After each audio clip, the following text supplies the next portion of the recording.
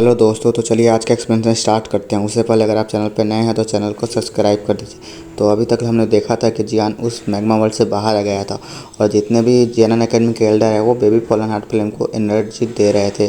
जैसे जियान बाहर आता है उसे उसका सेकंड ब्रदर बताता है कि जो हैंगफेंग है वो डेमन फ्लेम वैली में छुपा बैठा है और वह ब्लैक कॉर्नर रीजन के सारे एक्सपर्ट को एक साथ ला के एक अलायंस बना के जेनन एकेडमी और जाओ गेट पर आक्रमण करने का सोच रहा है। हैंगफेंग का नाम सुनते ही जियान बहुत गुस्से में हो जाता है और वो अपने सेकंड ब्रदर को बोलता है कि आप जाओ गेट के सारे पलटन को तैयार कर लीजिए। इस बार हम डेमन फ्लेम वैली पे आक्रमण करेंगे और डेमन फ्लेम वैली का नामो निशान मिटा देंगे। तो आज का एपिसोड यहीं से स्टार्ट होता है, जहाँ पर हम लोग देखते हैं कि हैंगफेंग ने ब्लैक कॉर्नर रीजन के सारे एक्सपर्ट को बुलाया हुआ था, जहाँ पे मोतियानजिन और ओल्ड यांसा भी आए हुए थे। इनके अलावा वहाँ पे बहुत सारे ब्लैक कॉर्नर रीजन के एक्सपर्ट जैसे कि जिन्होंने फॉलन हार्ट फ्लेम के लिए पहले जियान से लड़ाई की थी, जिसमें से गोल्ड एंड सिल्वर ब्रदर भी थे और बहुत सारे लोग थे।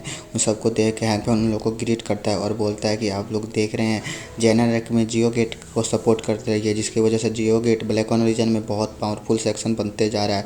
अगर उसे रोका नहीं गया तो वो कुछ ही सालों में इतना ताकतवर हो जाएगा कि वो हमारे क्लैन पे भी आक्रमण कर देगा, हमारे सेक्शन को भी हथिया लेगा। अभी पूरे ब्लैक कॉर्नर रीजन में कोई भी ऐसा नहीं है जो जाओ गेट पे आक्रमण करने का सोच रहा है। सिर्फ हमारा डेमन फ्लेम वैली ही ऐसा है जो ऐसा कर रहा है। और आप लोगों को मैं बता दूं कि हमारे जो ओल्ड डेमन घोस्ट थे वह जेनन एकेडमी के प्रोटेक्टर के द्वारा मारे गए हैं। यह सुन के ओल्ड यांसा और मोतियानजिन की फटके हाथ में आ गई थी।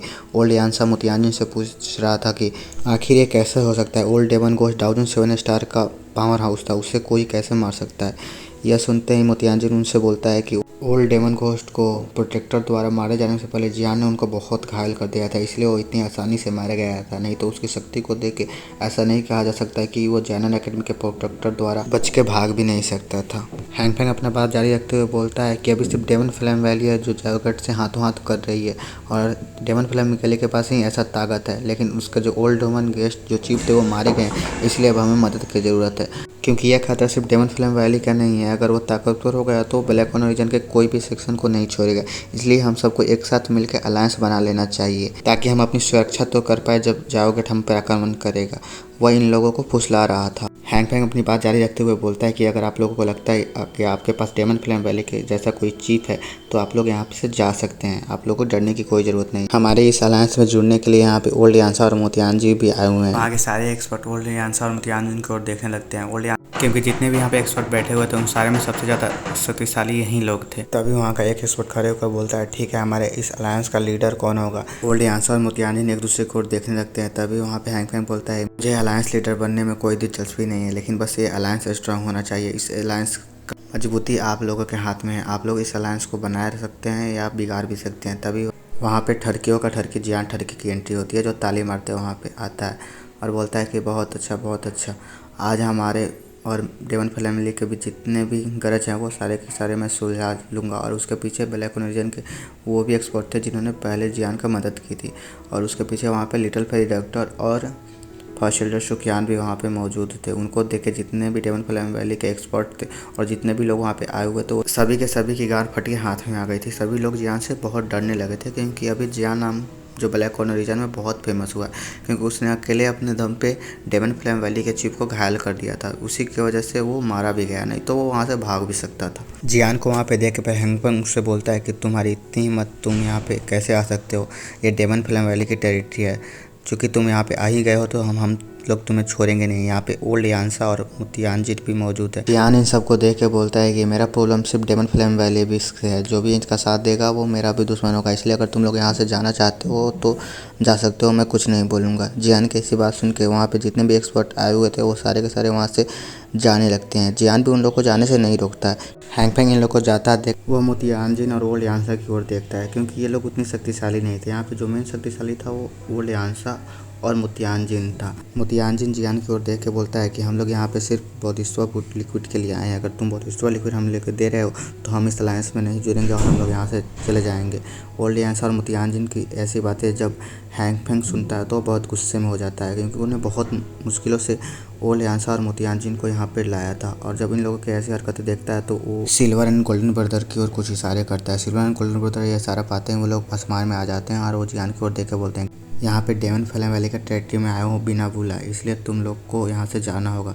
जियान जब इन लोग की ऐसी बात सुनता है तो वो अपना 3000 लाइटनिंग मूवमेंट और अपनी बॉस विंग का यूज़ करते आके उन दोनों का गला पकड़ लेता है। जब यहाँ के बैठे सारे लोग ये जियान की स्पीड देखते हैं तो वो लोग अचंभित हो जाते हैं और वो लोग सोचते हैं क्या एक डाहुआंग की स्पीड है, डाहुआंग की स्पीड इतनी टेरिफाइंग कैसे है। मोतियानजिन जब उसके बोधविंग को देखता है तो उसे कुछ याद आता है और वो सोचता है कि हाँ ये वही मॉन्स्टर कमिंग है जिसे इसने हमारी ऑप्शन से खरीदा था। इस बच्चे ने फिर हमको उल्लू बना दिया। जियान की ऐसी हरकतें देखकर वहाँ पे सभी लोग डर गए थे। जियान उनकी गला पकड़ते हुए बोलता है कि तुम्हारी इतनी औकात नहीं कि तुम हमारे सामने ऐसे बात करो और उन दोनों को कुत्ते की तरफ बाहर फेंक देता है।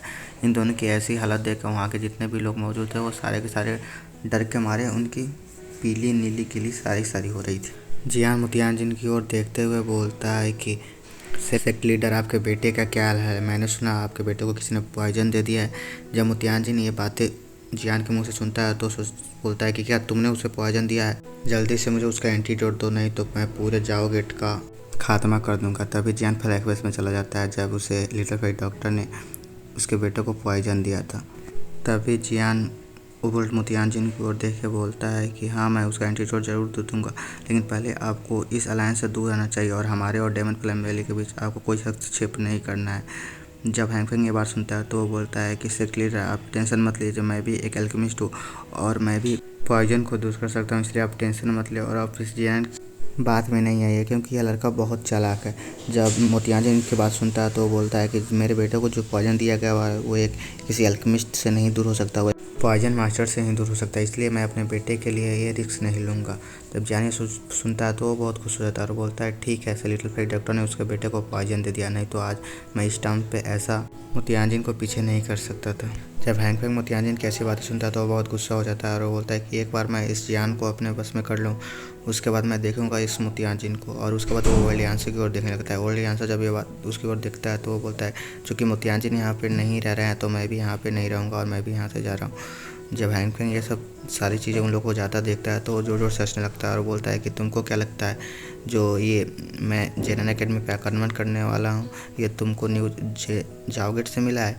नहीं, बल्कि ये मैंने जानबूझ के न्यूज़ फैलाया है ताकि तुम यहाँ पे आओ और मेरे चाल में फंस जाओ। और वह जोर जोर से हंसने लगता है और बोलता है कि प्रोटेक्टर स्वान बाहर आइए। तभी हम लोग देखते हैं कि जो डेमन फ्लेम वैली के जो माउंटेन है उससे एक ब्लडी ऑरा बाहर निकल रहा है और वो ब्लडी ऑरा आके एक आकृति ले लेती है और ये आकृति और कहीं नहीं हॉल ऑफ सोल का प्रोटेक्टर शुआन था जो जियान को यहाँ से लेने आया था। प्रोटेक्टर शुआन को यहाँ पर देखे जितने भी एक्सपर्ट जियान के साथ यहाँ पर लड़ने आए थे उन्होंने लड़ने के लिए तैयार हो गए थे। हैंगफेंग जब ये देखता है तो बहुत खुश हो जाता है और वो प्रोटेक्टर शुआन को ग्रीट करता है और बोलता है कि यह जियान है जिसको आपका हॉल ऑफ सोल का चिप चाहता है। मैं जियान को जानता हूँ, प्रोटेक्टर वू ने मुझे इसके बारे में बताया था। जब प्रोटेक्टर वू का नाम जियान सुनता है तो बहुत गुस्से में हो जाता है। तभी प्रोटेक्टर शुआन उससे बोलता है कि तुम प्रोटेक्टर वू से बहुत ज़्यादा नफरत करते हो क्योंकि उसी ने तुम्हारे मास्टर को कैद करके हॉल ऑफ सोल लाया था, लेकिन तुम कुछ नहीं कर पाए थे। लेकिन चलो इस बार मैं तुम्हें तुम्हारे मास्टर के पास पहुंचा दूंगा। जियान प्रोटेक्टर वू के नाम से बहुत गुस्से में था क्योंकि वो ज़िंदगी में सबसे ज़्यादा किससे नफरत करता था तो हॉल ऑफ सोल और प्रोटेक्टर वू से।